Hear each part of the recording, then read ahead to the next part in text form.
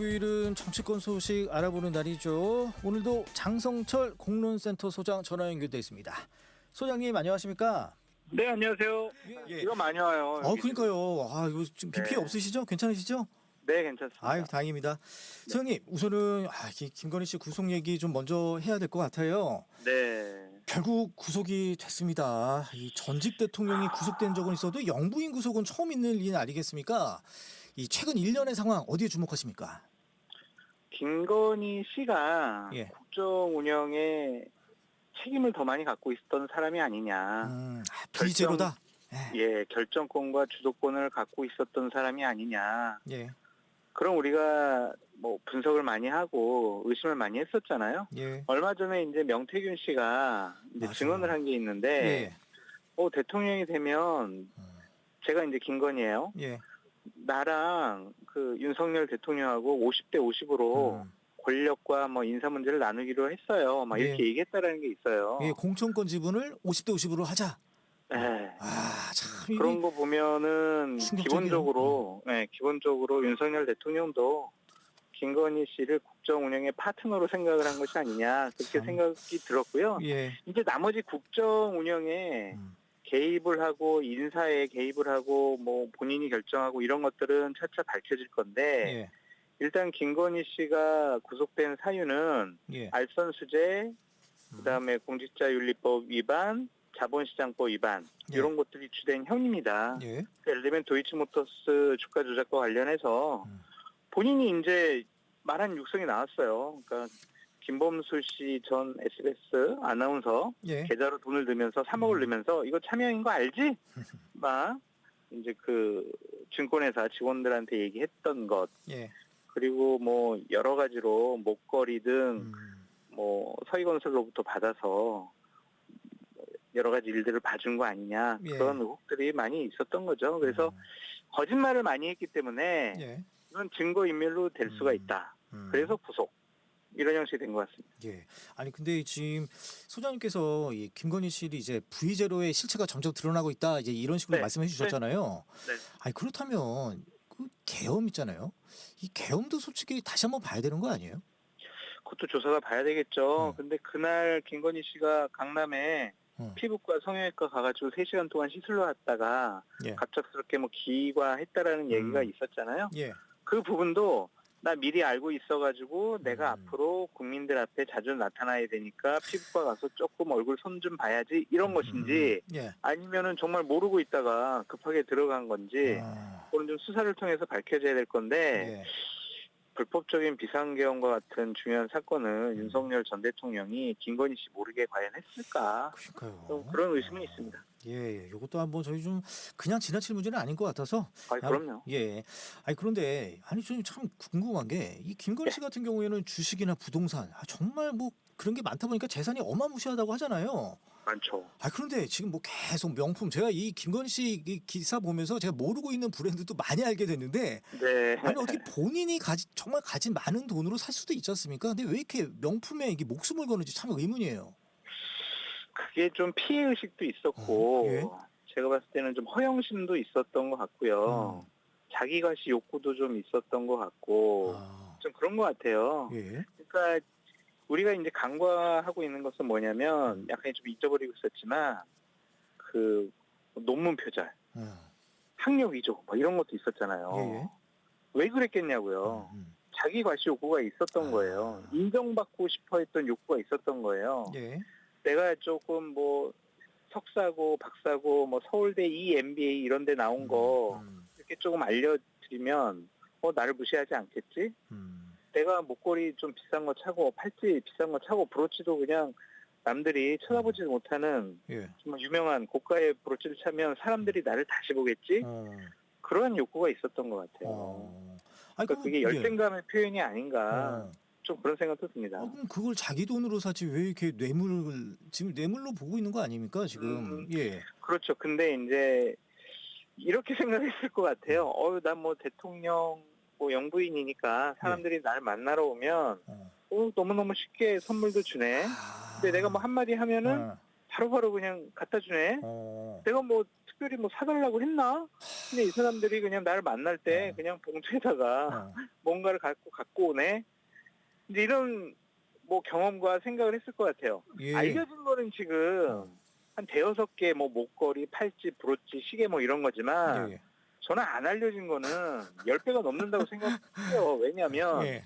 지난번에 조그만 파우치 디올백을 갖다 줬던 최재형 목사 있잖아요. 예. 그분이 증언을 하고 영상에서 보여준 어. 거는 자기가 들어갈 때 여러 사람들이 큰 쇼핑백을 들고 명품 쇼핑백 들고 만남을 기다리고 있었다. 예, 막 줄 서 있다, 막 이런 식으로 얘기했죠. 예. 그런 증언했잖아요. 아, 참.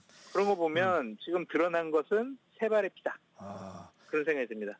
그러면 저기 줄 서고 계셨던 그 쇼핑백 들고 있었던 그분들도 지금 막 바들바들 떨고 있겠네요. 그러겠죠. 지금 뭐 나는 언제 또 수사받나, 나 들키지 말아야 되는데 뭐 여러 가지 뭐 또 감추기도 하고 예. 그러겠죠. 근데 이제 가장 큰 문제는 예. 그냥 정말 이렇게 선물 받은 것도 상당히 문제인데 네. 선물을 받고 대한민국 공직을 너 해 막 이런 식으로 예. 했다라는 거예요. 서희건설 맞사위 예. 그 목걸이 받고 그래? 그 뭐 하고 싶어?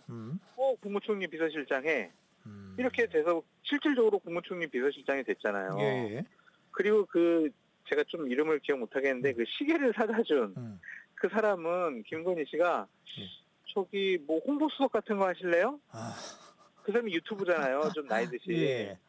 그런 얘기를 했다라고 언론 보도 오늘 나왔잖아요. 이게 참 공직, 대한민국의 시스템 이런 예. 것들을 무시하고 완전히 자기가 왕노릇한 것 같아요. 그 영부인이면 적어도 이 뭐 공적 마인드 이런 게 좀 있어야 되지 않습니까? 그런 게 없다는 게 참 이게 어처구니 없고 또 그게 앵커님 계속 쌓아져 왔던 것 같아요. 예. 아이고 저 사람 저 검사 때 위험했었는데 내가 뒷바라지에서 서울중앙지검장도 하고 또 내가 뒷바라지에서 검찰총장도 하고 예. 또 내가 뒷바라지에서 대통령까지 돼서 내가 나서지 않으면 저 사람은 뭘 할 수 없는 사람이야. 그렇게 생각 갖고 있는 것 같아요. 예를 들면은 예. 이준석 전 국민의힘 대표가 대선 기간 중에 이제 김건희 씨랑 윤석열 전 대통령 후보를 만나러 갔더니 막 얘기를 하니까 김건희 씨가 옆에 있던 그 윤석열 전 총장한테 오빠가 뭘 하냐고 대표가 지금 얘기하시는 거 받아 적으라고 그랬더니 일어나가지고 저쪽 가서 펜하고 수첩 갖다가 받아 적더라는 얘기를 하더라고요. 그런 거 보면 김건희 씨에게 적극적으로 의존하지 않았느냐 그런 생각이 듭니다. 근데 그 김건희 씨 같은 경우에는 시체말로 빼박 증거가 있는데도 이 특검 조사에서 아주 일관되게 거짓말을 하지 않습니까? 네. 뭐 우리말로 뭐 입 벌구라고 하잖아요. 입만 벌리면 그렇죠. 구라. 예. 이거 정말 강심장이에요. 그러니까 그게 그렇게 해야 내가 형량을 좀 낮출 수 있다라고 생각한 측면도 있었고 일관성은 있으니까 특검이 서희건설 여기서 사준 거를 몰랐었을 것 같아요. 그러니까 예를 들면 처음에 이 목걸이 같은 경우에는 반클리프 그 매장 직원이 4월 달에 JTBC에 제보했다라는 거잖아요. 그럼 특검도 비슷한 시기에 알았대요. 그러면서 이제 김건희 씨가 무슨 거짓말 하나 이렇게 지켜본 거죠. 저 사실은 2010년도에 홍콩에서 엄마 주려고 샀어요. 아니면 저 모조품 샀어요. 얼마나 웃겼겠어요, 특검에서는. 그러니까 그 결정적인 증거들을 딱 감추고 계속 김건희 씨 거짓말을 하도록 내버려 둔 다음에 이 사람은 거짓말하고 증거인멸하는 사람이다. 구속, 영장 나오는 거를 이렇게 좀 스케줄을 잡았던 것 같습니다. 그 소장님 지난주에 저희 전화 연결해 주시면서 그 윤석열 전 대통령이 그 특검의 체포영장 집행에 순순히 나서느냐 아니냐를 두고 이 윤석열, 김건희 두 사람이 이제 각자 도생의 길로 들어선지 여부를 알 수 있다 이런 식으로 말씀해 주셨잖아요. 네. 근데 그날 두 번째 체포영장 집행 때 그 뭐 의자 통째로 들고 막 옮기는데 완강히 거부하고 뭐 이런 거 보면 이제 각자 도생 뭐 가는 걸로 봐야 되죠. 김건희 씨 같은 경우에는 오늘도 특검에 적극적으로 나가서 조사와 수사에 협조하겠다라는 거잖아요. 그 이유는 있어요. 본인은 나가서 적극적으로 본인의 혐의에 대해서 해명을 하게 되면 자신의 형량을 낮출 수 있다고 생각을 하는 거예요. 협조하고 사실대로 얘기를 하면. 근데 윤석열 전 대통령 같은 경우엔 내란죄잖아요. 무기징역이니까 최소. 무기징역 아니면 사형이에요. 그러니까 본인 뭐 나가서 조사받거나 아니면 김건희 씨와 관련된 특검에서 조사를 요청한다고 한들 네.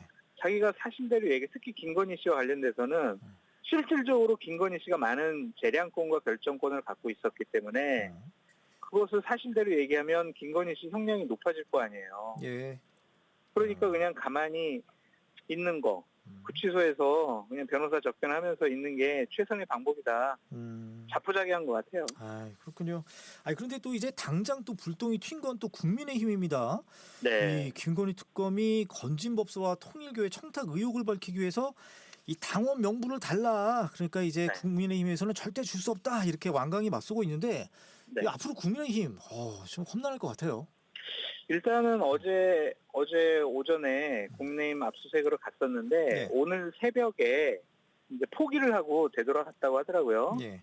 그러니까 송원석 원내대표兼 비대위원장 그리고 김문수 후보, 뭐 김재원 최고위원 후보 이런 분들이 철야 농성하면서 야당 탄압하지 말아라 막 이런 식으로 버텼어요. 예. 이건 안 열어준 거죠. 그래서 특검에서는 당원 명부를 확보하지 못하고 일단은 철수를 했고요. 예. 특검이 좀 과잉 수사하는 것이 아니냐 그러한 측면도 좀 있는 것 같아요. 국민의힘 당원이 한 500만 명 되거든요. 예. 거기에는 저는 통일교예요. 저는 신천지예요. 저는 기독교예요. 이런 거 쓰는 난이 없어요. 예. 그런데 그거를 통일교 교인들하고 대조를 해보겠다라고 하는 것은 현실적으로 가능할까? 좀 그런 생각이 듭니다. 예. 그러니까 통일교 교인의 명단, 신천지 교인의 명단을 다 확보한 것도 아닌 것 같은데 예. 500만 명 그걸 어떻게 일일이 대조할 거냐고요. 동명이인도 있을 거고. 예. 그래서 조금 과잉 수사가 아니냐 좀 그렇게 생각을 하고요. 예. 그 정당에서 당원 명부는 생명과 같은 거거든요. 쉽게 내주면 안 되는군요, 그건. 예. 쉽게 내준다면은 당원들이 상당히 좀 불안해하기도 할 거고, 좀 개인정보보호 위반될 수도 있고요. 물론 수사 조사를 통해서는 할 수가 있지만 조금 더 구체적인 사안을 갖고 압수수색을 하고 자료 협조를 하는 것이 맞지 않았느냐 좀 그런 생각이 듭니다. 그러니까 당 차원에서 아니 앵커님 생각해보세요. 500만 명 있잖아요. 그거 어떻게 대조할 거예요. 그러니까 이제 예를 들면 이제 국민의힘에서 자료 제출해요. 그래서 오케이 알았어요. 우리는 그냥 500만 명 프린트해서 줄게요. 그렇게 해보세요. 그게 아마 한 트럭분 될 거란 말이에요. 예. 그렇군요. 그럼 소장님, 요 관련해가지고 국민의힘 얘기 하나만 더 하면 뭐 이런 지금 일련의 상황이 지금 전당대회 한창 진행 중 아니겠습니까? 이거 어떻게 좀 결과에 좀 영향을 미칠까요? 미칠 것 같아요. 지금 당원들 같은 경우에는 지금 화가 많이 나 있는 상황이거든요. 그러니까 일부 극렬 당원들이에요. 그 사람들은 현장에 가보면은 그냥 장동혁, 김문수, 윤석열을 지키다, 윤어게인, 부정선거 이렇게 얘기하는 사람들한테 많은 사람들이 환호를 하고 박수를 쳐줘요. 그러고 안철수라든지 조경태라든지 이렇게 우리는 윤 결별하고 차별화해야 됩니다라고 하면 배신자라고 욕을 하거든요. 극렬하게 이제 김문수, 장동혁 지지하는 분들은 봐라 저렇게 특검에서 우리 당사까지 쳐들어왔다. 이재명 정권이 정치 보복하고 있다. 우리 윤석열 중심으로 다시 뭉치자. 이렇게 생각할 수 있는 극렬 당원들이 조금 더 늘어날 수 있을 것 같습니다. 그분들은 적극적으로 투표 행위에 참여할 것 같고. 그래서 장동혁, 김문수 이 두 사람 중에 한 명이 당대표 될 것 같아요. 그렇군요. 요거 한번 좀 지켜보겠습니다. 지켜보지 않아도 두 사람 중에 한 명이 돼요. 소장님, 이번에 광복절 특별 사면 관련해서 좀 얘기 듣고 싶습니다. 네. 이 조국 전 대표가 결국에는 이제 특별 사면을 받았는데 뭐 여러 가지 해석이 나와요. 뭐 현재 자기 정치하는 정청래 신임 당대표의 견제 카드다. 뭐 이런 얘기도 있고 뭐 이재명 대통령이 알고 보니 뭐 당내 기반이 없는 거 아니야? 이거 워낙 빚진 데가 많아서 특별 사면으로 빚 갚는 거다. 이런 해석도 있고 정말 해석이 난무하는데 이재명 대통령이 이 시점에서 조국 전 대표를 특별 사면한 이유 그 실상은 뭡니까? 많은 분들이 요구를 했죠. 문재인 전 대통령께서도 요구를 했고 종교계, 시민단체 그리고 조국혁신당 그리고 민주당 내에서의 뭐 이재명 대통령 개로 알려진 친명계 의원들도 사면해야 된다라는 요구를 했어요. 그런 거를 기본적으로 무시할 수 없었을 것 같고요. 앵커님께서 방금 전에 말씀하신 것처럼 지난 대선 때 조국혁신당이 후보를 내지 않으면서 전적으로 이재명 후보 당선을 위해서 노력했잖아요. 그 빚을 갚는다. 그런 차원도 있는 것 같고요. 예. 지금 대부분의 많은 분들이 윤석열 정권 시절에 아니면 윤석열 검찰총장, 중앙지검장 시절에 수사를 받던 사람들이에요. 그래서 그 윤석열 검찰이 했던 수사는 잘못된 거야. 그러니까 이 사람들은 사면시켜줘야 돼. 그런 생각도 좀 있었던 것 같습니다. 예. 그리고 정말 이 시점에서 한 거는 그냥 하루 이틀만 참고 욕먹으면 될 것 같아. 왜냐면 김건희 씨 구속 영장 청구권도 있고 그 다음 날이었잖아요. 네. 그래서 지금 사면 얘기는 쏙 들어갔어요, 지금. 그러니까요. 그래서 제가 건드렸는데. 네. 그러니까 이제 하루만 이틀만 견디면은 우리 진영 사람들 챙기고 뭐 소원 들어주고 욕은 하루 이틀만 먹고 그냥 지금 해버리자. 예. 지지율 높을 때. 그렇게 생각하신 것 같은데 좀 상당히 저는 실망스럽고 슬프다. 예. 좀 답답하다. 그렇게 말씀드려요. 알겠습니다. 소장님 오늘은 여기까지 말씀 듣도록 하겠습니다. 고맙습니다. 네, 감사합니다. 네, 지금까지 장성철 공론센터 소장이었습니다.